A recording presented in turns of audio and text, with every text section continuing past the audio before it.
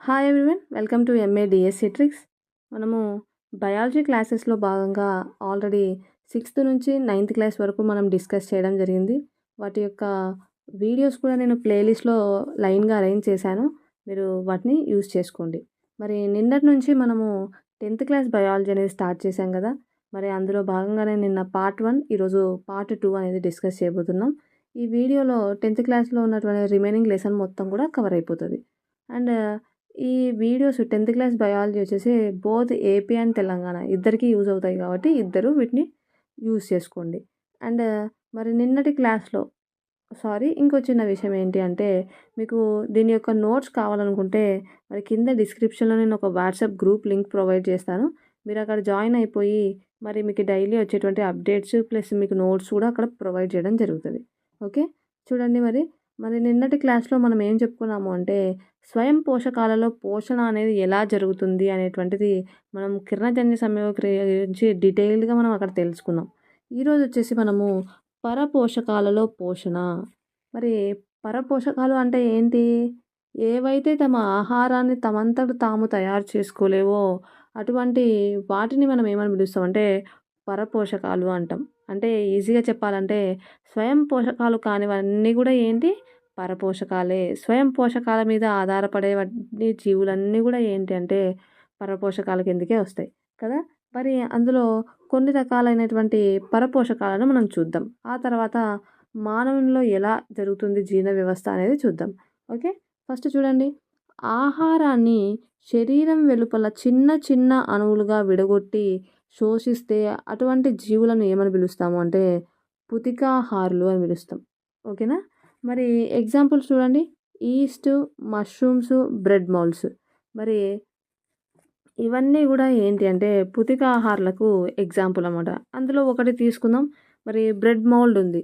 మరి ఒక బ్రెడ్ ముక్కను మనము 4 నుంచి 5 రోజుల పాటు అలాగే గాలికి వదిలేసినాం అనుకోండి, ఏమైపోతుంది? బ్రెడ్ పైన మనకి అక్కడక్కడ బూజు అనేది ఏర్పడుతుంది కదా. వాటిని మనం ఏమంటామంటే బ్రెడ్ మౌల్స్ అని పిలుస్తాం అనమాట. ఆ బూజు అనేది ఏం చేస్తుందంటే కొన్ని రకాలైనటువంటి స్రావకాలను ఆ బ్రెడ్ పైన రిలీజ్ చేసి ఆ ఆ స్రావకాల ద్వారా ఆహారాన్ని గ్రహిస్తూ ఉంటుందన్నమాట. ఆహారాన్ని గ్రహిస్తూ ఈ బ్రెడ్ మౌల్డ్ సైజ్ అనేది బ్రెడ్ ముక్క పైన పెరుగుతూ పెరుగుతూ వస్తుంటుందన్నమాట. ఓకేనా. అంటే ఇవి ఏం చేస్తున్నాయి? ఆహారాన్ని వెలుపల, ఓకేనా, వెలుపల చిన్న చిన్న అణువులుగా విడగొట్టి శోషిస్తుందన్నమాట. అట్లాంటి వాటిని ఏమంటామంటే మనము పుతికాహారులు అని పిలుస్తాం. నెక్స్ట్ వచ్చేసి పరాన్న జీవనం అంటున్నాం. అంటే అతిధేయ జీవిపై ఆధారపడి దానిని చంపకుండా ఆహారాన్ని సేకరిస్తాయి. మరి ఎగ్జాంపుల్స్ ఏమిచ్చినాడు? కస్కుట, పేను, జలగ, బద్దె పురుగు.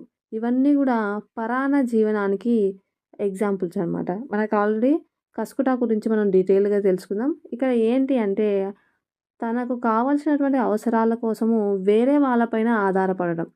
ఇప్పుడు ఆల్మోస్ట్ డిఎస్సి ఆస్పిరెంట్స్ అందరూ కూడా పరాన్న జీవులే ఉంటారు. చాలా తక్కువ మంది తమంతట తాము ఏమంటారు ఉద్యోగాలు చేస్తూ ఒక స్టేజ్లో నిలబడి ఉంటారు. మిగతా వాళ్ళందరూ మరి ఈ డిఎస్సిలో మనకు చాలా ఏమంటారు ఖర్చుతో కూడుకున్నటువంటి విషయం కదా. కోచింగ్స్ కంట, మెటీరియల్స్ కంట, ఎగ్జామ్స్ కంట మనమా ఉద్యోగాలు ఏం చేయడం లేదు. ఓన్లీ ప్రిపరేషన్ కోసమే కూర్చున్నాం. కాబట్టి మనము ఎవరిపైన ఆధారపడతాము? మన తల్లిదండ్రుల మీద, లేదంటే భర్త పైననో అలా ఒకరిపైన ఆధారపడి మనం ఏం చేస్తుంటాం? మనమే మన ప్రిపరేషన్ని కొనసాగిస్తుంటాం. కాబట్టి అలాంటి వాళ్ళు కూడా మరి ఏ కోవ కిందకి వస్తారంటే పరాన్న జీవి కిందికి వస్తారు. బట్ జస్ట్ జోక్ చేస్తున్నా, మళ్ళీ సీరియస్ తీసుకోకండి. ఓకే, ఇది వచ్చేసి ఇది అనమాట పరాన్న జీవనం. మనము కస్కుట గురించి డీటెయిల్గా చదువుదాం. ఎలా జరుగుతుంది కస్కుటలో పరాన్న జీవనం అనేది ఎలా జరుగుతుంది అనేది చూద్దాం. నెక్స్ట్ వచ్చేసి అమీబా. మరి అమీబాలో ఆహారం అనేది ఎలా జీర్ణమవుతుంది? అదేవిధంగా పారామిషియంలో ఆహారం అనేది ఎలా జీర్ణమవుతుంది అనేది మనము ఒకసారి డయాగ్రామాటిక్గా చూద్దాము. మరి చూడండి, ఇక్కడ అమీబాకు మరి మిథ్యా పాదాలు అనేవి ఉంటాయి కదా. మరి అమీబాకు దగ్గరలో ఏదైనా ఒక ఆహారం అనేది ఇలా వస్తే అప్పుడు ఏం చేస్తుందంటే అమీబా తన మిథ్యా పాదాలను ప్రొలాంగ్ చేస్తుంది అనమాట. ఓకేనా.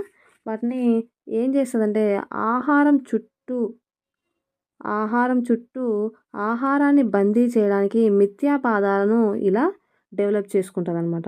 మరి ఎప్పుడైతే ఆ ఆహారాన్ని ఇలా డెవలప్ చేసుకుంటుందో ఏం చేస్తదంటే ఆ ఆహారాన్ని మరి లోపలికి లాగేసుకుంటదనమాట. చూడండి మరి లోపల శరీరంలోకి వచ్చేసింది ఆహారం. మరి వచ్చినటువంటి ఆహారం అనేది మనకు అమీబాలోని ఆహార రిక్తికలో ఓకేనా? అమీబాలోని ఆహార రిక్తికలో ఏమవుతదంటే ఇది జీర్ణమైపోతదనమాట. అంటే సంక్లిష్ట పదార్థం అనేది సరళ పదార్థంగా మారిపోతదనమాట. ఎప్పుడైతే ఇది ఏమవుతదంటే సంక్లిష్ట పదార్థం అనేది సరళ పదార్థంగా మారి ఈ సరళ పదార్థంగా మారినది ఉంటది కదా! అది వ్యాపనం అనేటువంటి పద్ధతి ద్వారా ఓకేనా? చాలా జాగ్రత్తగా గుర్తుపెట్టుకోండి. వ్యాపనం అనేటువంటి పద్ధతి ద్వారా కణద్రవ్యంలోకి మరి అంతా వ్యాపింపజేస్తదనమాట. ఓకేనా? అంటే విడగొట్టబడినటువంటి సరళ పదార్థాలనేవి వ్యాపనం అనేటువంటి పద్ధతి ద్వారా కణమంతా కణద్రవ్యంలోకి పంపించడం జరుగుతది. అప్పుడు కణద్రవ్యంలో ఉన్నటువంటి మిగతా కణాంగాలన్నీ కూడా దాన్ని యూజ్ చేసుకోవడం జరుగుతది. మిగిలిన ఏదైనా విసర్జక పదార్థం ఉంటే దాన్ని ఏం చేస్తదంటే మళ్ళీ బయటికి పంపించేస్తదనమాట. ఇది మనకు అమీబాలో జరిగేటువంటి పోషణ విధానం అనమాట. మరి నెక్స్ట్ ఇక్కడ మనకి పారామీషియం చూడండి. పారామీషియంలో ఎలా జరుగుతది అంటే మరి పారామీషియము, అమీబా అనేవి ఏంటి? మనం ఆల్రెడీ 8థ్‌లో డిస్కస్ చేసాం. 9థ్‌లో డిస్కస్ చేసాం. ఇవి ఏకకణ జీవులకు ఉదాహరణ అని. మరి ఈ పారామీషియంని ఏమంటాము? ఎలా ఉంటది? దీని యొక్క ఆకారము అంటే కాలి చెప్పు ఆకారంలో ఉంటుంది. మరి ఇక్కడ ఏమైతదంటే ఆహారం అనేది ఒక ప్రత్యేక స్థానం నుంచి మరి ఆహారాన్ని గ్రహిస్తదనమాట పారామీషియం. అమీబా లాగా ఎక్కడ పడితే అక్కడ అంటే ఆహారం ఉన్న చోట మిథ్యా పదాలని ప్రొలాంగ్ చేయడం అట్లా చేస్తుంటది.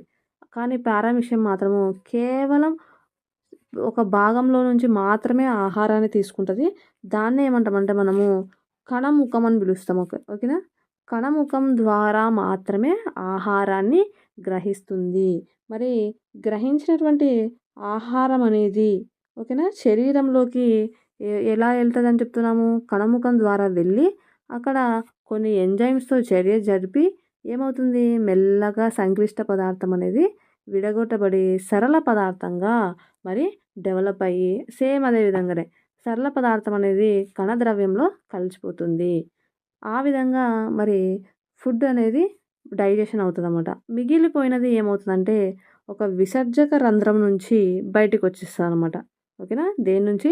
ఒక విసర్జక రంధ్రం నుంచి మనకు మిగిలిపోయినటువంటిది అంటే విసర్జక పదార్థమైనటువంటిది బయటికొచ్చేస్తది.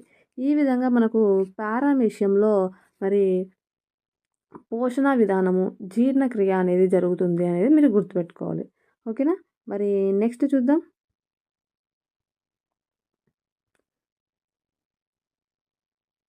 ఇక్కడ చూడండి. కస్కుట పరాన్నజీవి పోషణ అని ఇవ్వడం జరిగింది.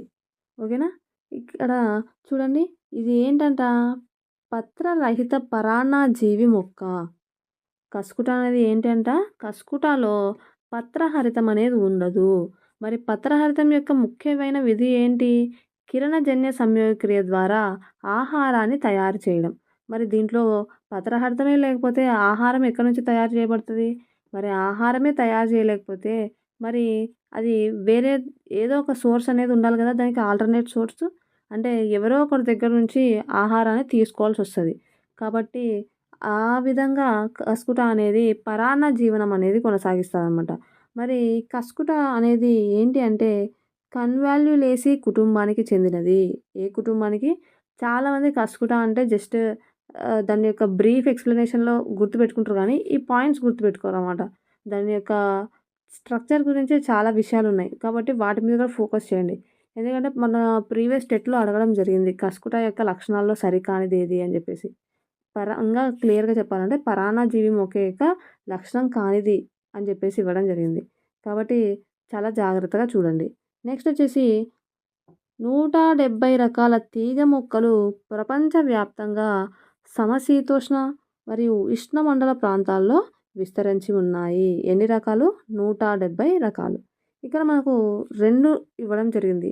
ఏంటి అంటే బంగారు తీగ లేదంటే దీన్నే డాడర్ అని పిలుస్తాము. ఇందులో పత్రహరితం అనేది అస్సలు ఉండదనమాట. ఓకేనా. బంగారు తీగ లేదా డాడర్ అనే దాంట్లో పత్రహరితం అనేది అసలు ఉండదు. కస్కుటా రిఫ్లెక్సాలో చాలా తక్కువ మొత్తంలో పత్రహరితం ఉంటది. బట్ ఆ తక్కువ మొత్తంలో ఉన్నటువంటి పత్రహరితంతో అది ఆహారాన్ని తయారు చేసుకోలేదనమాట. దానికి కావాల్సినటువంటి పత్రహరితం ఉంటేనే అది కిరణజన్య సంయోగక్రియ చేసి దానికి కావాల్సినటువంటి ఆహారాన్ని తయారు చేసుకుంటది. బట్ ఆహారాన్ని తయారు చేసుకునేంతగా అందులో పత్రహరితం అనేది డెవలప్ అయ్యి ఉండదు. చాలా తక్కువ పరిమాణంలో ఉండాలంటే ఉండాలన్నట్టుగా ఉంటదనమాట. మనం చాలా వరకు ఏమనుకుంటామంటే కస్కుట, బంగారు తీగ, డాడర్ అన్నీ ఒకటే పేర్లే అనుకుంటాం. చాలా మంచిగా వీలైతే టెక్స్ట్ బుక్ దగ్గర పెట్టుకొని చూసుకోండి. బంగారు తీగ మరియు డాడర్ అనేది ఒక రకమైనది. అదేవిధంగా కస్కుట అనేది మరొక రకం. ఓకేనా. ఈ పాయింట్స్ అనేవి మీరు ఇక్కడ గుర్తుపెట్టుకోండి. మరి నెక్స్ట్ చూద్దాం.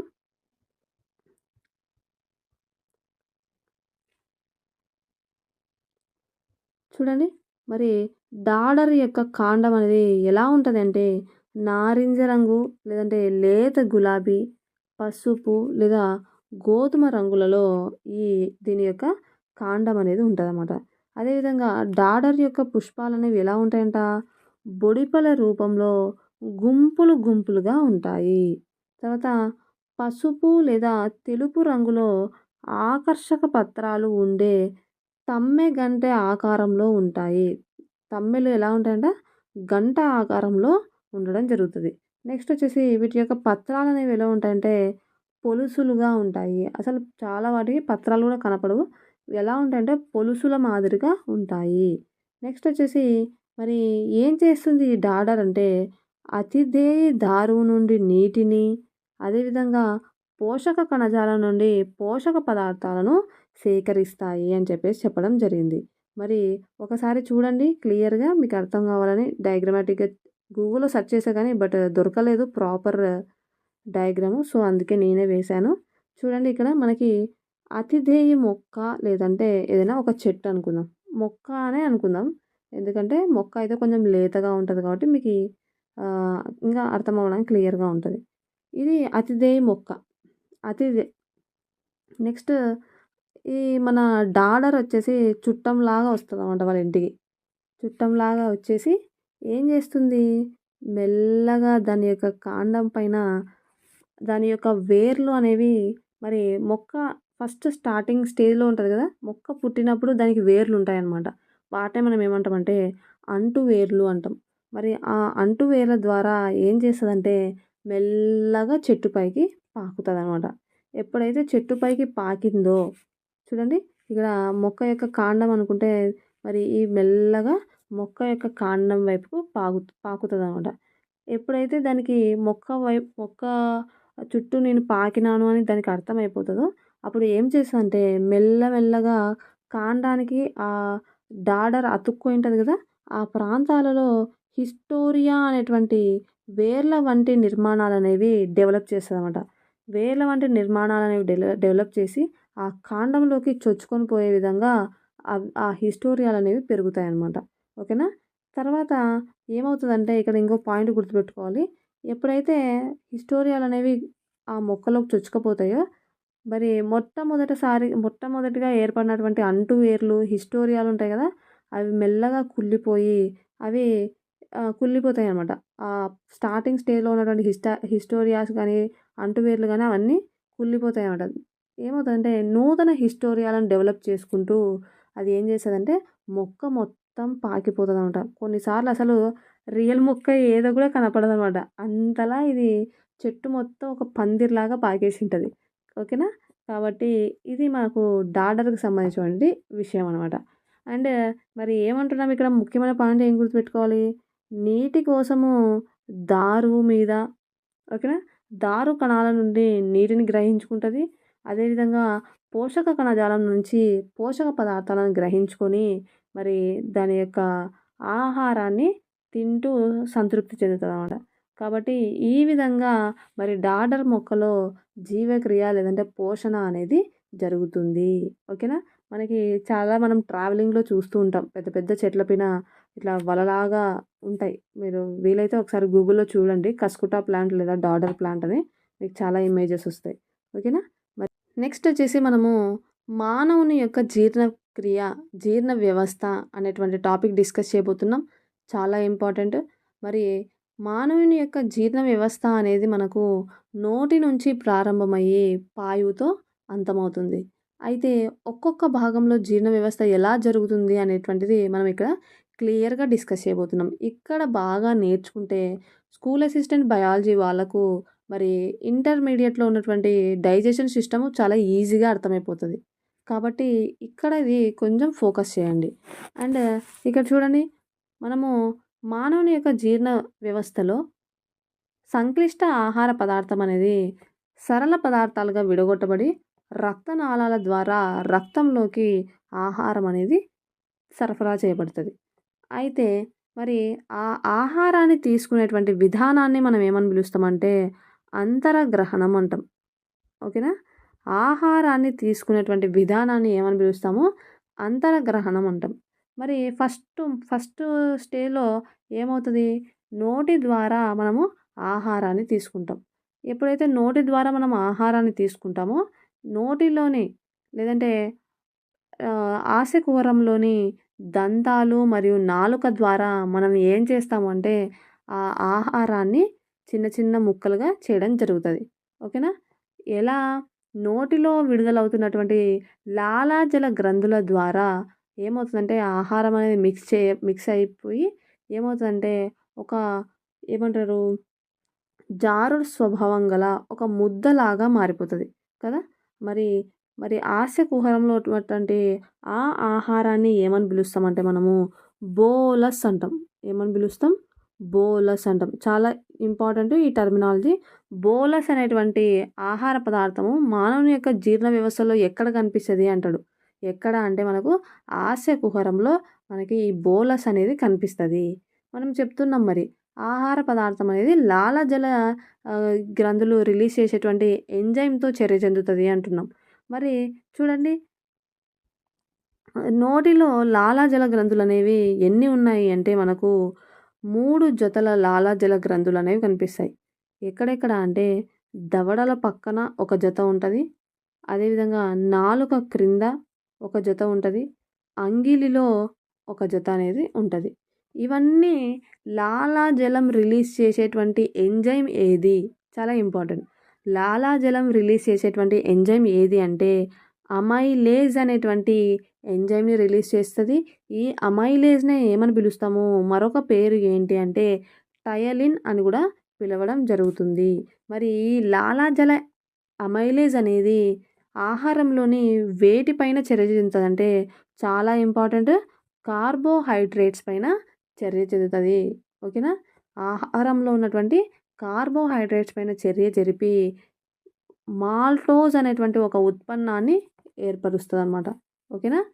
మాల్టోజ్ అనేటువంటి ఉత్పన్నం అనేది మనకి ఎక్కడ ఏర్పడుతది అంటే మరి ఆస్య కుహరంలో ఏర్పడుతుంది అనేటువంటి పాయింట్‌ని గుర్తుపెట్టుకోండి. మరి బోలస్ అనేది ఏర్పడుతది కదా! ఈ బోలస్ అనేది ఏమవుతదంటే మెల్లగా ఈసోఫాగస్‌లోకి అంటే ఆహార వాహికలోకి మరి ప్రయాణం చేస్తది. చూడండి, ఈ భాగాన్ని మనము ఆహార వాహిక అని పిలుస్తాం. మరి ఆహార వాహికలో ఏమవుతదంటే డైరెక్ట్‌గా ఫుడ్ అనేది పడదనమాట. ఓకేనా? అలల మాదిరిగా, ఎందుకంటే డైరెక్ట్‌గా ఫుడ్ అనేది పడినప్పుడు డైరెక్ట్‌గా జీర్ణాశయంలో వచ్చి పడతది. అట్లా పడిందనుకోండి, మనం ముద్ద ముద్ద తినేటప్పుడల్లా ఉలిక్కి పడాల్సొస్తది కదా! సో, అలా గాకుండా అలల మాదిరిగా మెల్లగా అలల మాదిరిగా ఏమవుతదంటే ఆహారం అనేది మెల్లగా జీర్ణాశయంలోకి రావడం జరుగుతది. మరి ఈ అలల మాదిరిగా ఆహారం చెలించేటువంటి చలనాన్ని ఏమని పిలుస్తామంటే పెరిస్టాల్టిక్ చలనం అని పిలుస్తాం. ఓకేనా? అడుగుతాడు. పెరిస్టాల్టిక్ చలనం అనేది జీర్ణక్రియలో ఏ భాగంలో జరుగుతది అంటే మనకి ఆహార వాహికలో మనకి ఈ పెరిస్టాల్టిక్ చలనం అనేది కనిపిస్తదనమాట. ఓకేనా? నెక్స్ట్ చూద్దాం. మరి ఆహారం అనేది ఆహార వాహిక నుంచి జీర్ణాశయంలోకి మనకు ఆహారం అనేది వెళ్ళిపోతదనమాట. మరి ఈ జీర్ణాశయంలో ఆహారం ఎలా జీర్ణమైతది అనేటువంటిది మనం గుర్తుపెట్టుకోవాలి. మనం ఈ పాయింట్స్ ఆల్రెడీ మనము 7th క్లాస్‌లో డిస్కస్ చేసుంటాం. ఏమని? జీర్ణాశయంలో ఆహారం వచ్చి చేరిన తర్వాత జఠర రసం అనేది రిలీజ్ అవుతుంది కదా. అదేవిధంగా హెచ్సిఎల్ అనేది కూడా రిలీజ్ అవుతుంది అని చెప్పేసి మనము నేర్చుకొని ఉంటాం. ఓకేనా. మరి హెచ్సిఎల్ ఏం చేస్తుంది, ఆహారంలో ఏదైనా బ్యాక్టీరియా ఉంటే వాటితో చర్య చెంది ఆ బ్యాక్టీరియాని నశింపజేస్తుంది. నెక్స్ట్ వచ్చేసి జఠర రసం అంటున్నాం. జఠర రసం ఏం చేస్తుందంటే పెప్సిన్ అనేటువంటి ఒక ఎంజైమ్ని రిలీజ్ చేస్తుంది. ఓకేనా. పెప్సిన్ అనేటువంటి ఎంజైము మీరు ఎక్కడైనా గుర్తుపెట్టుకోండి, పెప్సిన్ అని వచ్చింది అంటే అది ఖచ్చితంగా ఓన్లీ ప్రోటీన్స్కి సంబంధించింది, మిగతా ఏ రకమైనటువంటి పోషకానికి సంబంధించింది కాదు, కేవలం ప్రోటీన్స్కి సంబంధించిందే అని గుర్తుపెట్టుకోవాలి. మరి ఈ పెప్సిన్ అనేటువంటి ఎంజైము ఆహారంలోని ఏ పదార్థం పైన చర్య చూపిస్తుందంట, ప్రోటీన్స్ పైన చర్య చూపిస్తుంది. ఓకేనా. ప్రోటీన్స్ పైన చర్య చూపించి ఈ ప్రోటీన్స్ని ఏంగా మారుస్తుందంటే పెప్టోన్స్గా మారుస్తుంది. ఓకేనా. ప్రోటీన్స్ని ఏ విధంగా మారుస్తుంది, పెప్టోన్స్గా మారుస్తుంది. అదేవిధంగా మనం 7th క్లాస్లో ఇంకో పాయింట్ నేర్చుకుంటాం. ఏమని, జీర్ణాశయం యొక్క గోడలు అనేవి శ్లేష్మం అనేటువంటి దాన్ని కూడా రిలీజ్ చేస్తుంది. ఈ శ్లేష్మం అనేది ఎందుకు ఉపయోగపడుతుంది, జీర్ణాశయం యొక్క గోడలకు రక్షణగా ఈ శ్లేష్మం అనేది రిలీజ్ అవుతుంది. మరి ఆహారం, జీర్ణమైనటువంటి ఆహారము జీర్ణాశయంలో ఉన్నప్పుడు ఆ ఆహారాన్ని ఏమని పిలుస్తామంటే మనము ఖైమ్ అని పిలవడం జరుగుతుంది. ఓకేనా. చాలా చాలా ఇంపార్టెంట్, ఏంటి, ఖైమ్ అని పిలవడం జరుగుతుంది. ఓకేనా. ఇది మనకు జీర్ణాశయంలో జరిగేటువంటి జీర్ణక్రియ. మనము ఆల్రెడీ 7th క్లాస్లో చదువుకుంటాం. ఏమని, జీర్ణాశయం అనేది ఏ ఆకారంలో ఉంటుంది, చదునైన జే ఆకారంలో ఉంటుంది అని కూడా మనం చదువుతాం. ఓకేనా. మరి నెక్స్ట్ చూడండి, చాలా ఇంపార్టెంట్ పాయింట్ ఇక్కడ మీకు చూడండి, జీర్ణాశయంని అదేవిధంగా చిన్న పేగును కలుపుతూ ఒక భాగం అనేది ఉంటుంది. ఓకేనా. ఈ భాగం ఉంది కదా, ఈ భాగం ఏమంటే జీర్ణాశయాన్ని అదేవిధంగా చిన్న పేగును కలిపేటువంటి భాగము. ఓకేనా. మరి దీనినే మనం ఏమని పిలుస్తామంటే ఆంత్రమూలము అని పిలవడం జరుగుతుంది. యాక్చువల్లీ ఆంత్రమూలం అనేది కూడా చిన్న పేగే, కానీ మనకి ఇక్కడ కొంచెం స్పెసిఫిక్గా ఇచ్చాడు కాబట్టి ఆంత్రమూలంని మనం సపరేట్గా చదువుతాము, చిన్న పేగుని సపరేట్గా చదువుతాం. కానీ చిన్న పేగులో ఉన్నటువంటి మొదటి భాగం ఏది అంటే మనకు ఆంత్రమూలము.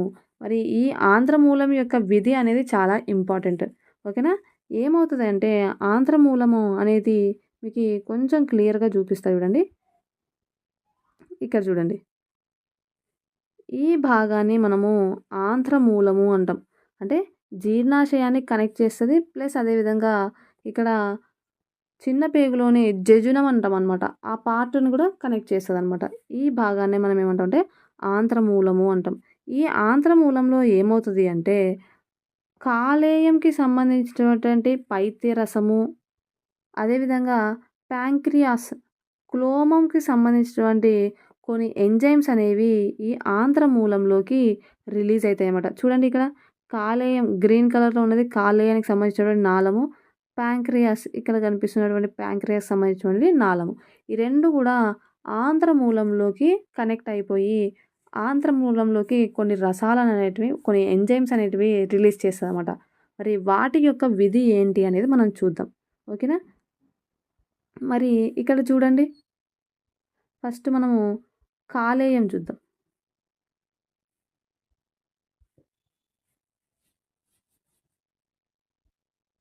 చూడండి, కాలేయం ఏం చేస్తుంది అంటే పైత్య రసాన్ని రిలీజ్ చేస్తుంది అనమాట. కాలేయం అనేది పైత్య రసాన్ని రిలీజ్ చేస్తుంది. మరి ఈ పైత్య రసం అనేది ఆహారంలో వేటిపైన చర్య జరుపుతుందంటే కొవ్వుల పైన చర్య చెందుతుంది. ఓకేనా. కొవ్వుల పైన చర్య జరిపినప్పుడు ఏమవుతుంది అంటే ఎమల్సీకరణం ఏర్పడేటువంటి ఉత్పన్నం. ఎమల్సీకరణం అంటే ఏంటి అంటే కొవ్వు పదార్థం అనేది చిన్న చిన్న అణువులుగా విడగొట్టబడడాన్నే మనం ఏమంటామంటే ఎమల్సీకరణం అని పిలవడం జరుగుతుంది. కాబట్టి కాలేయం రిలీజ్ చేసేటువంటి పైత్య రసం ఎక్కడ రిలీజ్ చేసేది, ఇది ఆంత్రమూలంలోకి రిలీజ్ చేసేది. కాబట్టి ఆంత్రమూలంలో ఈ ప్రక్రియ అనేది జరుగుతుంది అనమాట. నెక్స్ట్ వచ్చేసి మనకి క్లోమం అంటున్నాం కదా. క్లోమం కూడా 3 రకాలైనటువంటి ఎంజైమ్స్, ముఖ్యంగా చెప్పాలంటే రెండే అన్నమాట. మనకు ఒక పట్టికలో 3 అని ఇచ్చినాడు కానీ మెయిన్‌గా ఏవి అంటే ట్రిప్సిన్ మరియు లైపేజ్ అనేటువంటి ఎంజైమ్స్‌ని రిలీజ్ చేస్తది. ట్రిప్సిన్ అంటున్నాం. పెప్సిన్ అంటున్నాం. జీర్ణాశయంలో పెప్సిన్ అంటున్నాం. అంటే ట్రిప్సిన్, పెప్సిన్ ఇవన్నీ ప్రోటీన్స్‌కి సంబంధించినటువంటి ఎంజైమ్స్‌గా గుర్తుపెట్టుకోవాలి. కాబట్టి ట్రిప్సిన్ అనేటువంటి ఎంజైమ్ ఏమో ప్రోటీన్స్ పైన చర్య జరిపి పెప్టోన్స్, పాలీపెప్టైడ్స్ అనేటువంటి ఉత్పన్నాలను ఏర్పరుస్తాయి. నెక్స్ట్ వచ్చేసి లైపేజ్ అంటున్నాం. ఈ లైపేజ్ అనేటువంటి ఎంజైము ఆహారంలోని కొవ్వుల పైన చర్య జరుపుతుంది. మరి కొవ్వుల పైన చర్య జరిపి ఏం చేస్తుంది? క్రొవ్వు ఆమ్లాలు మరియు గ్లిజరాల్స్‌గా మారిపోతదనమాట. ఓకేనా? మరి ఇక్కడ అమైలేజ్ కార్బోహైడ్రేట్స్ మీద చర్య జరుపుతది. ఏర్పడేటువంటి ఉత్పన్నం ఏది అంటే మనకు మాల్టోజ్ అని చెప్తున్నాం కదా! ఇది ఆల్రెడీ మనకి ఎక్కడ జరుగుతది ప్రాసెస్? ఆస్య కుహరంలో జరుగుతది. ఆస్య కుహరంలో జరిగిన తర్వాత ఏమవుతది? ఆంత్రమూలంలో డైరెక్ట్‌గా వచ్చేస్తదనమాట. ఇక్కడ ఏం జరుగుతదంటే కొన్ని రకాలైనటువంటి చర్యలు జరిగి కార్బోహైడ్రేట్స్ కూడా కొద్దిపాటిలో జీర్ణం అవ్వడం జరుగుతదనమాట. ఓకే. ఈ పాయింట్ అనేది మీరు ఇక్కడ గుర్తుపెట్టుకోండి. నెక్స్ట్ వచ్చేసి మరి చిన్న పేగు అంటున్నాం. ఓకేనా? దీనికంటే ముందు ఇక్కడ ఇంకొక పాయింట్ గుర్తుపెట్టుకోండి. అది ఏంటి అంటే ఇక్కడ జీర్ణాశయం ఉంది కదా! జీర్ణాశయము, ఆంత్రమూలంకి మధ్యలో మరి ఇక్కడ ఒక వలయాకారపు కండరాలనేవి ఉంటాయి. ఓకేనా? ఏముంటాయి? వలయాకారపు కండరాలు. ఇవి ఏం చేస్తాయంటే ఆహారాన్ని మెల్లగా జీర్ణాశయం నుండి ఆంత్రమూలంలోకి పంపిస్తాయన్నమాట. ఓకేనా? నెక్స్ట్ చూద్దాం. చిన్న పేగు కదా! చిన్న పేగులో మరి ఎలా జరుగుతుంది జీర్ణక్రియ అంటే మీకిక్కడ చూపిస్తా చూడండి. చిన్న పేగులో మనకి ఆంత్ర రసాలు అనేవి రిలీజ్ అయితాయి. అవి ఏంటి అంటే పెప్టిడేజెస్ ఎంజైమ్ అనేది ఒకటి రిలీజ్ అవుతది. అదేవిధంగా సుక్రేజ్ అనేటువంటి ఒక ఎంజైమ్ రిలీజ్ అయితది. మరి పెప్టిడేజెస్ మనం ఆల్రెడీ చెప్పినాం. పెప్సిన్, ట్రిప్సిన్, పెప్టిడేజెస్ అంటే ఇవన్నీ కూడా ప్రోటీన్స్‌కి సంబంధించినవి. మరి ఈ పెప్టిడేజెస్ అనేటువంటి ఎంజైమ్ వేటిపైన చర్య చెందుతది? ఆల్రెడీ ప్రోటీన్స్ అనేవి పెప్టోన్స్‌గా, పెప్టైడ్స్‌గా మారిపోయినాయి. ఇక్కడికొచ్చేలోపు ఈ పెప్టైడ్స్ పైన పెప్టిడేజెస్ అనేటువంటి ఎంజైమ్ చర్య చెంది ఏంటిగా మారుస్తది? అంటే అమైనో యాసిడ్స్‌గా మారుస్తది.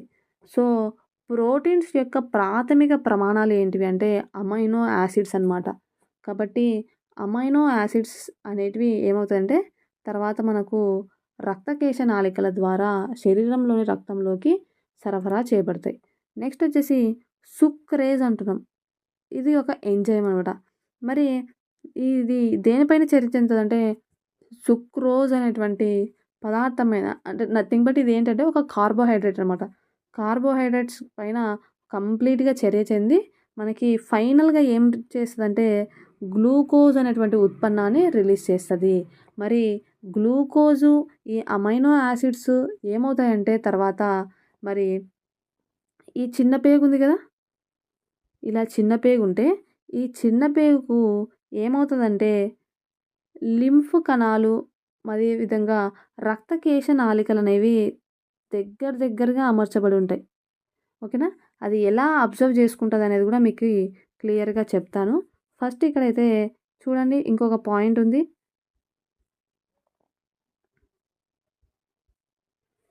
ఏం చెప్తున్నా అంటే కాలేయము, క్లోమము స్రవించే జీర్ణ రసాలు ఏం చేస్తాయంటే చిన్న పేగులో క్షార స్థితిని కల్పిస్తాయి అంటున్నాయి. అంటే మనం ఆల్రెడీ చెప్పుకున్నాము జీర్ణాశయంలో హెచ్‌సిఎల్ అనేటువంటి ఒక యాసిడ్ అనేది రిలీజ్ చేయబడి ఉంటది. కాబట్టి ఆహారం కూడా ఆల్మోస్ట్ యాసిడిటీతోనే యాసిడ్ రూపంలో ఉంటది. మరి దాన్ని సమతౌల్యం చేయాలి అంటే మనం ఏం చేయాలి? నెక్స్ట్ ప్రాసెస్‌లో మనకి క్షారస్థితి అనేది కలగజేయాలి. ఎప్పుడైతే క్షారస్థితి ఉంటదో ఆమ్లం అనేది చేరిన వెంటనే అదేమవుతది? తటస్థీకరించబడుతది కాబట్టి ఆ పాయింట్ ఇక్కడ మీరు గుర్తుపెట్టుకోండి. ఓకేనా? మరి నెక్స్ట్ చూడండి.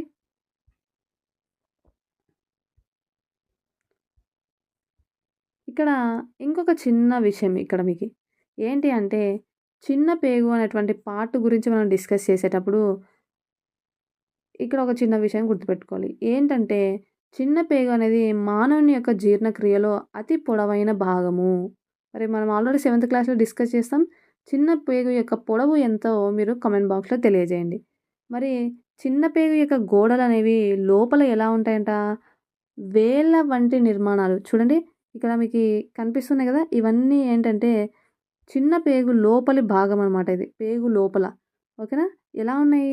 వేళ్ళ వంటి నిర్మాణం అనేది ఉంటది. ఎందుకు అంటే ఇప్పుడు ఫర్ సపోజు పెద్ద పేగు యొక్క గోడ అడ్డుకోత చూసినప్పుడు ఇలా ఉంటది.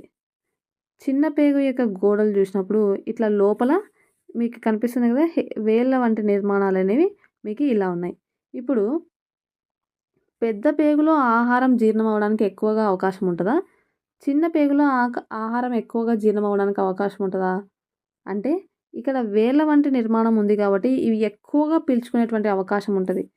పెద్ద పేగులో ఏమైపోతదంటే డైరెక్ట్‌గా లోపల పెద్దగా స్పేస్ లేదు కాబట్టి జస్ట్ కొద్ది వరకు డైజెషన్ అయ్యి ఎళ్ళిపోతది. కాబట్టి చిన్న పేగులోనే మ్యాక్సిమం ఆహారం అనేది జీర్ణమైపోతదనమాట. ఓకేనా? సో, వీటిని ఏమని పిలుస్తామంటే లోపల ఉన్నటువంటి ఈ వేళ్ళ వంటి నిర్మాణాలనే మనం ఏమని పిలుస్తాము అంటే చూషకాలు, మైక్రోవిల్లై అని పిలవడం జరుగుతదనమాట. ఓకేనా? ఏమని పిలుస్తాము? సూక్ష్మ చూషకాలు అని పిలుస్తాం. ఓకేనా? సో, ఆ పాయింట్ మీకి ఇక్కడ అర్థమవ్వాలి. ఓకేనా? నెక్స్ట్ చూడండి. మరి ఈ సూక్ష్మ చూషకాల ద్వారా ఆహారం అనేది గ్రహించబడతది. దీనినే మనం ఏమంటామంటే పోషణ అని పిలవడం జరుగుతుంది. ఓకేనా? నెక్స్ట్ చూడండి.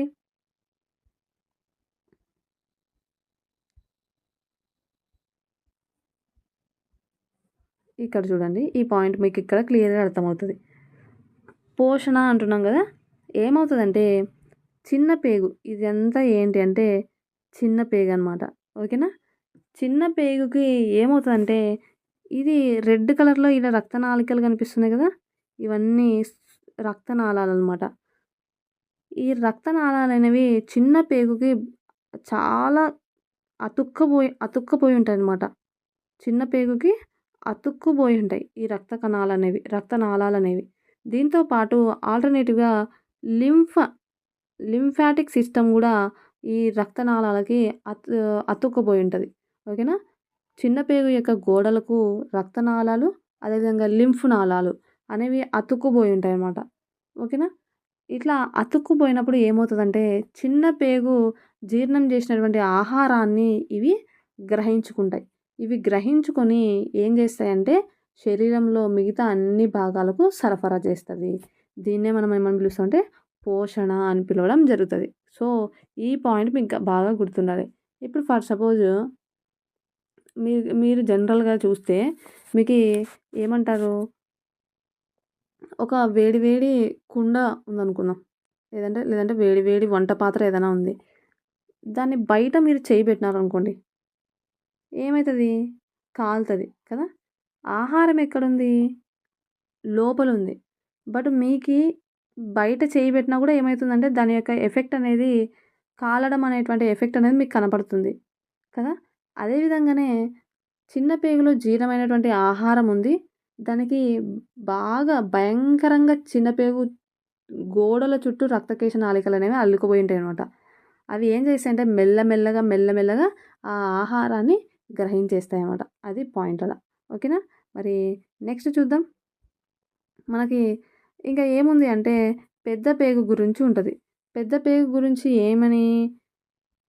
పెద్ద పేగులో ఏమవుతదంటే మరి మిగిలిపోయినటువంటి జీర్ణమైనటువంటి ఆహారం అంతా చిన్న పేగులోకెళ్ళిపోతే చిన్న పేగు రక్తకేశ నాళికలోకెళ్ళిపోతే మిగిలిన ఆహారం అంతా పెద్ద ప్రేగు ద్వారా మరి రా సరఫరా చేయడం జరుగుతది. పెద్ద పేగులో గూడా మళ్ళీ ఏమవుతదంటే కొద్దిపాట్లో ఇంకా ఏదైనా మెటీరియల్ ఉంటే అబ్జార్ప్షన్ చేసుకొని వాటర్‌ని అబ్జార్బ్ చేసుకొని మిగిలిన వ్యర్థాన్ని ఏం చేస్తదంటే పాయువు ద్వారా బయటకు పంపించేస్తది. సో, ఆ విధంగా మనకు జీర్ణక్రియ అనేది జరుగుతది. ఇక్కడ చూడండి మరి జీర్ణమైనటువంటి అంత్య పదార్థాలు ప్రేగు నుండి రక్తంలోకి రవాణా కావడాన్ని ఏమని పిలుస్తామని చెప్తున్నాం? శోషణ అని పిలవడం జరుగుతుంది. నెక్స్ట్ వచ్చేసి సూక్ష్మ చూషకాలు అంటున్నాం. మనం ఇందాకే ఆల్రెడీ డిస్కస్ చేసాం. సూక్ష్మ చూషకాలనేవి ఎక్కడుంటాయి? చిన్న పేగు లోపలి గోడల్లో ఉంటాయి. ఇవి ఏం చేస్తాయంటే శోషణ సామర్థ్యాన్ని పెంచుతాయి. ఈ సూక్ష్మ సూచకాలనేవి వేటితో అటాచ్ అయ్యి ఉంటాయంట? రక్తనాళాలు మరియు లింఫాటిక్ సిస్టమ్‌తో కనెక్ట్ అయ్యి ఉంటాయి. లింఫ్ అంటే మనం చెప్తాం గదా! ఏవైనా మనకు చిన్న చిన్న గాయాలు, గుల్లలు అయినప్పుడు మనం దాన్ని ఇట్లా గిల్లినామనుకోండి, ఏమవుతదంటే ఫస్టు వాటర్ లాంటి ఒక ద్రవం ఒస్తది కదా! అది ఏంటి అంటే లింఫ్ అనమాట. దాని గురించి మనం రక్త ప్రసరణ వ్యవస్థలో డీటెయిల్‌గా చదువుదాం. ఓకేనా? నెక్స్ట్ మరి ఈ ఆహారం అనేది ఎలా ప్రయాణిస్తది కదా! మనము ఈ రూట్ అనేది గూడా ఒకసారి చూద్దాం. ఏంటి అంటే ఆహారం అనేది ఫస్ట్ నోరు, తర్వాత ఆస్యకుహరం, ఆస్యకుహరం నుంచి గ్రసని, ఆ తర్వాత ఆహార వాహిక, అదేవిధంగా ఆహార వాహిక నుంచి జీర్ణాశయము, జీర్ణాశయం తర్వాత ఆంత్రమూలము, మరి ఆంత్రమూలంలోనే ఏమవుతది కాలేయము మరియు క్లోమం యొక్క రసాలను గూడా ఇంజెక్ట్ చేస్తాయి. దాని తర్వాత చిన్న పేగు, పెద్ద పేగు, పురీషనాళము, ఆ తర్వాత పాయువు ద్వారా ఏమవుతదంటే విసర్జక పదార్థం అనేది బయటికొచ్చేస్తది. దీన్నేమంటామంటే మల విసర్జన అని గూడా చెప్పడం జరుగుతది. ఓకేనా? మరి నెక్స్ట్ చూద్దాం. నెక్స్ట్ పోషకాహార లోపం వల్ల వచ్చేటువంటి వ్యాధులు అనేవి మనకు ఉన్నాయన్నమాట. ఓకేనా? అవి చూద్దాము. పోషకాహార లోపం వల్ల వచ్చేటువంటి వ్యాధుల్లో క్వాషియార్కర్, మెరాస్మస్, అదేవిధంగా స్థూలకాయత్వం. ఇవి మనకి ఎగ్జామ్ పాయింట్ ఆఫ్ వ్యూలో చాలా ఇంపార్టెంట్.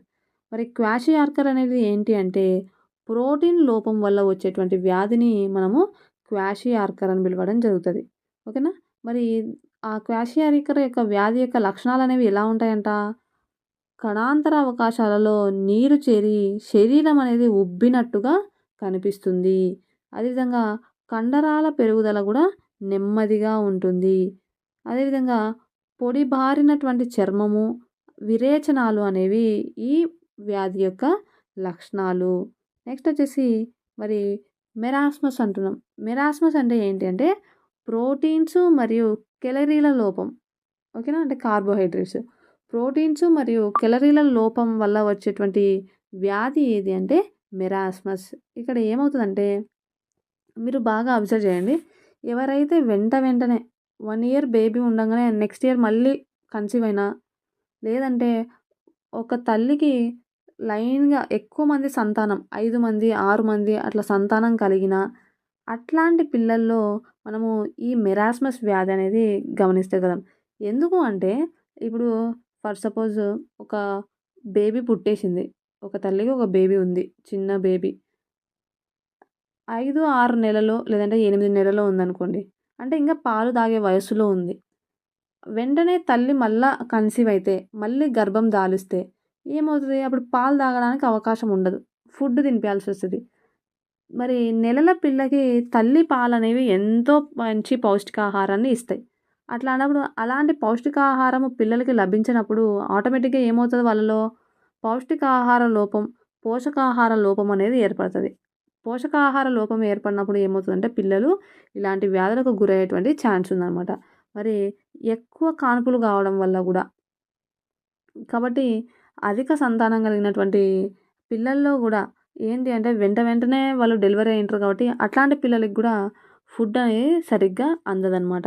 సో, అది పాయింట్ ఇక్కడ. అండ్ ఎలా ఉంటారు ఈ పిల్లలు అంటే నిస్సత్తువ, బలహీనము, కీళ్ళవాపు, కండరాల్లో పెరుగుదల లోపము అనేవి మనము వీళ్ళలో కనిపిస్తాయన్నమాట. దీంతో పాటుగా పొడిబారిన చర్మము, అదేవిధంగా విరేచనాలు అనేవి మనకు వెరాస్మస్ వ్యాధి యొక్క లక్షణాలు. నెక్స్ట్ వచ్చేసి మనకు స్థూలకాయత్వం అంటున్నాం. ఇది ఏంది అంటే అధిక కేలరీల అటువంటి ఆహారాన్ని తీసుకోవడం వల్ల మనకి ఏమవుతదంటే ఒబిసిటీ అనేది వస్తదనమాట. కాబట్టి ఈ స్థూలకాయత్వం వల్ల ఏమవుతదంటే మనకి కొన్ని రకాలైనటువంటి గుండె జబ్బులు, అదేవిధంగా జీర్ణక్రియకు సంబంధించినటువంటి జబ్బులు వచ్చేటువంటి ఛాన్సెస్ ఉన్నాయన్నమాట. సో, ఈ కాబట్టి మనము మితిమీరినటువంటి ఆహారం తీసుకోవడం అనేది కూడా ఒక నెగటివిటీ అనమాట. డయాబెటిస్ కూడా వచ్చేటువంటి ఛాన్సెస్ ఉంటాయి. ఓకేనా? ఇది స్థూలకాయత్వంకి సంబంధించినటువంటి అంశాలు. నెక్స్ట్ వచ్చేసి మనకు చూడండి విటమిన్స్ అనేది ఇవ్వడం జరిగింది. ఈ విటమిన్స్ ఇవి మనం ఇంక బట్టి కొట్టాల్సిందే. దీన్ని మనం ఏమంటారంటే ఏం కోడ్స్ అవి ఇవి పెట్టుకున్నా మనకు సరిపోదనమాట. Just number of times revision చేయాలి, గుర్తుపెట్టుకోవాలి అంతే కదా. మరి విటమిన్స్ అనేవి కూడా మనకు చాలా ఇంపార్టెంట్. బాడీకి, శరీరానికి ఈ విటమిన్లు అందడం అనేది కూడా చాలా ఇంపార్టెంట్. దీనివల్ల ఎన్నో పోషకాలు అనేవి అందుతాయి. మరి మనకి విటమిన్లు అనేవి 2 రకాలుగా ఉన్నాయి కదా. ఏమని? నీటిలో కరిగే విటమిన్లు, కొవ్వులో కరిగేటువంటి విటమిన్లు అని చెప్పేసి. మరి నీటిలో కరిగేటువంటి విటమిన్లు ఏవేవి? బి, సి విటమిన్స్ అనేవి నీటిలో కరిగితే, కొవ్వులో కరిగే విటమిన్స్ ఏవి? ఏడిఈకే కదా. ఏడిఈకే అనేవి మనకు కొవ్వులో కరిగేటువంటి విటమిన్స్.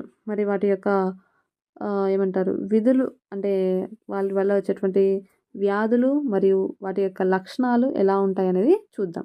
ఓకే, మరి ఫస్ట్ చూడండి, థయామిన్ అంటున్నాం. B1 vitamin.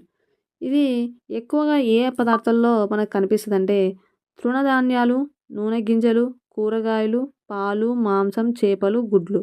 మరి దీనివల్ల కలిగే వ్యాధి ఏది అంటే బెరిబెరి. విటమిన్ B1 లోపం వల్ల కలిగేటువంటి వ్యాధి ఏది అంటే బెరిబెరి అనేటువంటి వ్యాధి కలుగుతుంది. మరి దీని యొక్క లక్షణాలు ఎలా ఉంటాయంట? వాంతులు, మూర్ఛ, ఆకలి లేకపోవడం, శ్వాసలో ఇబ్బందులు, పక్షవాతం కూడా వచ్చేటువంటి అవకాశం ఉంది. నెక్స్ట్ వచ్చేసి B2. దీనినే రైబోఫ్లేవిన్ అని పిలుస్తాం. మరి పాలు, గుడ్లు, కాలేయం, మూత్రపిండాలు, ఆకుకూరలు ఇట్లాంటి వాటిల్లో మనకి ఈ రైబోఫ్లేవిన్ అనేటువంటి విటమిన్ అనేది లభిస్తుంది. మరి దీని లోపం వల్ల కలిగేటువంటి వ్యాధి ఏదంటే గ్లాసైటిస్ అనేటువంటి వ్యాధి కలుగుతుంది. మరి దీని యొక్క లక్షణాలు ఏంటి? నోటిపూత, పెదవుల చివర్లు పగలడం, నాలుకపై పుండ్లు, వెలుతురు చూడలేకపోవడం, పొడి బారిన చర్మము. నెక్స్ట్ వచ్చేసి నియాసిన్ అంటున్నాం. ఇది విటమిన్ B3. దీని యొక్క వనరులు ఏవేవి అంటే మూత్రపిండాలు, కాలేయం, మాంసం, గుడ్లు, చేపలు, నూనె గింజలు. మరి నియాసిన్ లోపం వల్ల కలిగేటువంటి వ్యాధి ఏది అంటే పెల్లాగ్ర అనేటువంటి వ్యాధి మనకు సంభవిస్తుంది. మరి దీని యొక్క లక్షణాలు ఎలా ఉంటాయంటే చర్మ వ్యాధులు, నీటి విరేచనాలు, జ్ఞాపక శక్తి తగ్గిపోవడం, చర్మం పొలిచి పారిపోవడం అనేటువంటివి నియాసిన్ వ్యాధి యొక్క లక్షణాలు. నెక్స్ట్ వచ్చేసి పైరిడాక్సిన్ అంటున్నాం. ఇది B6 విటమిన్. మరి దీని యొక్క వనరులు ఏవి అంటే తృణధాన్యాలు, నూనె గింజలు, కూరగాయలు, పాలు, మాంసం, చేపలు, గుడ్లు, కాలేయం. మరి పైరిడాక్సిన్ లోపం వల్ల కలిగేటువంటి వ్యాధి ఏది అంటే అనీమియా అనేటువంటి వ్యాధి కలుగుతుంది. నెక్స్ట్ వచ్చేసి మరి దీని యొక్క లక్షణాలు వచ్చేసి వాంతులు, మూర్ఛ అనేవి దీని యొక్క లక్షణాలు. నెక్స్ట్ సయనోకోబాలమైన్ చాలా ఇంపార్టెంట్. Vitamin B12. జీర్ణ వ్యవస్థలో ఉండేటువంటి బ్యాక్టీరియా దీన్ని సంశ్లేషిస్తుంది. మరి విటమిన్ B12 లోపం వల్ల వచ్చేటువంటి వ్యాధి ఏది అంటే పెర్నీషియస్ అనీమియా. దీనివల్ల ఏమవుతుందంటే లక్షణాలు ఎలా ఉంటాయంటే నిస్సత్తువ, ఆకలి మందగించడం అనేది జరుగుతుంది. నెక్స్ట్ వచ్చేసి ఫోలిక్ యాసిడ్. ఇది ఏ పదార్థాల్లో ఎక్కువ కనిపిస్తుంది అంటే కాలేయం, మాంసం, గుడ్లు, పాలు, పండ్లు, తృణధాన్యాలు, ఆకుకూరలు. మరి దీని లోపం వల్ల వచ్చేటువంటి వ్యాధి ఏదంటే అనీమియా, రక్తహీనత అంటాం. నెక్స్ట్ దీని యొక్క లక్షణాలు వచ్చేసి నీటి విరేచనాలు, ల్యూకోసైట్ల సంఖ్య తగ్గిపోవడము, జీర్ణ వ్యవస్థలో శ్లేష్మ సమస్యలు అనేవి ఎదుర్కోవడం జరుగుతుంది. నెక్స్ట్ వచ్చేసి ప్యాంటోథెనిక్ యాసిడ్. మరి చిలగడ దుంప, వేరుశెనగ, కూరగాయలు, కాలేయం, మూత్రపిండాలు, గుడ్లలో మరి ఈ విటమిన్ అనేది లభిస్తుంది. మరి ప్యాంటోథెనిక్ యొక్క లోపం వల్ల వచ్చేటువంటి వ్యాధి ఏదంటే పాదాల పగులు. ప్యాంటోథెనిక్ వచ్చేసి పా ఉంటుంది, దీనికి లోపంలో కూడా పా ఉంటుంది. పా అలా గుర్తుపెట్టుకోండి. నెక్స్ట్ దీని యొక్క లక్షణాలు వచ్చేసి నడవలేకపోవడం, మడిమ నొప్పులు అనేవి ఇక్కడ మనకు దీని యొక్క లక్షణాలు అన్నమాట. నెక్స్ట్ వచ్చేసి బయోటిన్ అంటున్నాం. ఓకే, బయోటిన్ అంటే మరి ఈ విటమిన్ ఎక్కడ లభిస్తుంది అంటే పప్పు ధాన్యాలు, గింజలు, కూరగాయలు, కాలేయము, మూత్రపిండాలు, పాలు. మరి బయోటిన్ లోపం వల్ల ఏర్పడేటువంటి వ్యాధులు ఏంటి అంటే నాడీ సంబంధమైనటువంటి వ్యాధులు అనేవి ఏర్పడతాయి. మరి దాని యొక్క లక్షణాలు ఎలా ఉంటాయంటే కండరాల నొప్పులు, అలసిపోవడము, మానసిక వ్యాకులత అనేది ఉంటుంది. నెక్స్ట్ వచ్చేసి ఆస్కార్బిక్ ఆమ్లం. మరి ఆకుకూరలు, పుల్లని పండ్లు, మొలకెత్తిన గింజల్లో మనకు ఇది కనిపిస్తుంది. మరి ఆస్కార్బిక్ యాసిడ్ లోపం వల్లటువంటి ఏర్పడేటువంటి వ్యాధి ఏదంటే స్కర్వీ అంటాం. మరి దాని యొక్క లక్షణాలు ఎలా ఉంటాయి? గాయాలు మానకపోవడము, ఎముకలు విరగడం అనేది మనము అక్కడ చూస్తామన్నమాట. నెక్స్ట్ చాలా ఇంపార్టెంట్ రెటినాల్. దీన్నే మనము విటమిన్ ఏ అని పిలుస్తాం. వేటిలో అధికంగా లభిస్తుంది? ఆకుకూరలు, క్యారెట్, టమాటో, గుమ్మడి, బత్తాయి, మామిడి, మాంసం, చేపలు, గుడ్లు, కాలేయం, పాలు, Codd liver oil, shark liver oil. Okay. మరి రెటినాల్ లోపం వల్ల కలిగేటువంటి వ్యాధులు ఏవంటే కంటికి సంబంధించినటువంటి వ్యాధులు, అదేవిధంగా చర్మ వ్యాధులు అనేవి మనము ఇక్కడ రెటినాల్ లోపం వల్ల కలుగుతాయి అన్నమాట. మరి లక్షణాలు ఏంటి అంటే రేచీకటి, చత్వారము, కళ్ళు పొరిపారిపోవడము, చర్మం పొలుచుబారడము, నేత్రపటల సమస్యలు అనేవి మనం ఇక్కడ కలుగుతాయి అన్నమాట రెటినాల్ లోపం వల్ల. నెక్స్ట్ వచ్చేసి విటమిన్ డి, క్యాల్సిఫెరాల్. మరి దీని యొక్క వనరులు ఏవి అంటే కాలేయం, గుడ్లు, Codd liver oil, shark liver oil. తర్వాత ఉదయపు ఎండలో మనకి ఈ విటమిన్ డి అనేది లభిస్తుంది. మరి విటమిన్ డి లోపం వల్ల వచ్చేటువంటి వ్యాధి ఏది అంటే మనకు రికెట్స్ అనేటువంటి వ్యాధి కలుగుతుంది. మరి దాని యొక్క లక్షణాలు ఎలా ఉంటాయి? ఎముకలు సరిగా పెరగకపోవడం, పెలుసుబారడం, దొడ్డి కాళ్ళు, ముంజేతి వాపు, దంత సమస్యలు. ఓకే. నెక్స్ట్ చూడండి టోకోఫెరాల్. ఇది విటమిన్ ఇ. మరి దీని యొక్క వనరులు చూడండి పండ్లు, కూరగాయలు, మొలకెత్తిన గింజలు, పొద్దుతిరుగుడు నూనె. మరి టోకోఫెరాల్ లోపం వల్ల వచ్చేటువంటి వ్యాధి ఏంటి అంటే వ్యంధ్యత్వ సమస్యలు అనేవి ఏర్పడతాయి. అంటే పురుషులలో వ్యంధ్యత్వము, స్త్రీలలో గర్భస్రావ సమస్యలు అనేవి ఏర్పడతాయి. నెక్స్ట్ వచ్చేసి ఫైలోక్వినోన్, విటమిన్ కే. మరి వనరులు మాంసం, గుడ్లు, ఆకుకూరలు, పాలు.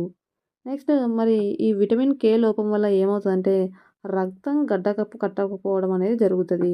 అంటే దీనివల్ల ఏమవుతుంది? అధిక రక్తస్రావము, రక్తం గడ్డ కట్టకపోవడం అనేది జరుగుతుంది.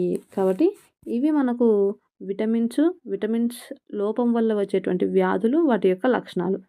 సో వనరులు ఎలిమినేట్ చేసుకుంటే అంటే ఇవి అంత అవసరం లేదు. కొన్ని చోట్ల కొన్ని స్పెసిఫిక్ ఉంటాయి. వాటిని అక్కడ చదువుకోండి. అండ్ కాబట్టి విటమిన్ లోపం వల్ల వచ్చేటువంటి వ్యాధి, వాటి యొక్క లక్షణాల మీద మీరు కొంచెం ఫోకస్ చేసి ప్రిపేర్ అవ్వండి. ఓకేనా? మరి ఇది మనకు 10th క్లాస్లో ఉన్నటువంటి పరపోషకాలలో పోషణ అనేటువంటి అంశము, విటమిన్స్ యొక్క లోపము, పోషకాహార లోపం వల్ల వచ్చేటువంటి వ్యాధులు, ఇదంతా కవర్ చేసేసాం. అయితే పార్ట్ 1, పార్ట్ 2 చూసిన తర్వాత మీకు కొద్దిపాటి నాలెడ్జ్ అయితే వచ్చేసి ఉంటుందని నేను అనుకుంటున్నాను. నేనేమనుకుంటున్నా అంటే ఈ 2 పార్ట్స్ అయిపోయిన తర్వాత టుమారో నేను దీని మీద ఒక లైవ్ చేద్దాం అనుకుంటున్నాను ఈ లెసన్ పైన. దానివల్ల ఏమవుతుందంటే ఇంకా బ్రీఫ్గా మీకు ఇంకా ఏం డౌట్స్ ఉండకుండా క్లియర్ అయిపోతుందేమో అని నా ఆలోచన. మరి లైవ్ పెట్టుకుందాము అంటే టుమారో 9:30 ఆ టైంలో మనం లైవ్ పెట్టుకుందాము. లైవ్ పెట్టుకుందాం అన్న వాళ్ళు కామెంట్ సెక్షన్లో తెలియజేయండి మీ మద్దతు. అంటే పెట్టుకుందాం అనేటువంటి సంఖ్య అట్లీస్ట్ ఒక 10 మంది దాకా ఉన్నా డెఫినెట్లీ చేద్దాం. ఎందుకంటే ఫస్ట్ లైవ్ చేసినప్పుడు చాలా బాగా రెస్పాన్స్ వచ్చింది. సెకండ్ లైవ్లో అట్లీస్ట్ ఒక 5 మంది కూడా లేరనమాట. కొంచెం నాకు కూడా ప్రయాసతో కూడినటువంటి అంశమే కదా! కాబట్టి అట్లీస్ట్ ఒక 10 మందికి యూజ్ అవుతుంది అంటే నేను డెఫినెట్లీ చేయడానికి రెడీగా ఉన్నాను లైవ్ కూడా. సో అది అనమాట నా ఆలోచన అయితే. మరి మీ ఆలోచన ఏంటో కూడా మీరు కామెంట్ బాక్స్లో తెలియజేయండి. అండ్ ఈ వీడియో కనుక మీకు నచ్చినట్టయితే డెఫినెట్లీ సబ్స్క్రైబ్ చేయండి. ఎందుకంటే సబ్స్క్రైబ్ చేసుకోవడం వల్ల మాకు కూడా ఒక మోటివేషన్ లాగా ఉంటుంది. అండ్ లైక్ చేయండి, షేర్ చేయండి అండ్ కమెంట్ చేయాల్సిందిగా మనస్ఫూర్తిగా కోరుకుంటూ సెలవు తీసుకుంటాను. Thank you so much and have a nice day.